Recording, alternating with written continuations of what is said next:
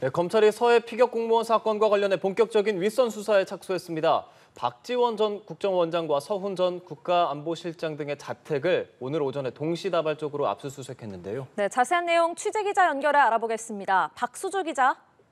네, 검찰이 박지원 전 국정원장과 서훈 전 국정원장이자 국가안보실장, 서욱 전 국방부 장관의 자택을 전격 압수수색했습니다. 서울중앙지검 공공수사 1부는 오늘 아침 세 사람의 자택에 각각 검사와 수사관들을 보내 압수수색 영장을 집행했습니다. 국정원 고발로 서해 피격 공무원 사건에 대한 본격적인 수사에 착수한 지 한 달여 만에 이른바 윗선 수사에 나선 겁니다. 현재까지 박 전 원장 자택에서는 박 전 원장이 쓰던 휴대전화와 수첩을, 서욱 전 장관의 집에서는 상자 1개 분량의 압수물을 확보한 것으로 파악됐습니다.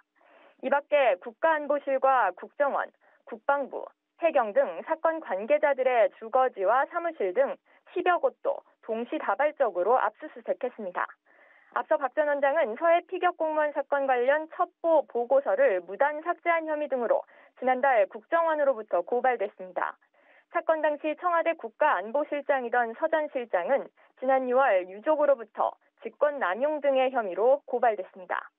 서 전 장관은 군사통합정보처리체계 님스에서 서해 피격 공무원 사망과 관련한 군사기밀 삭제에 관여한 혐의 등으로 역시 유족으로부터 고발당했습니다.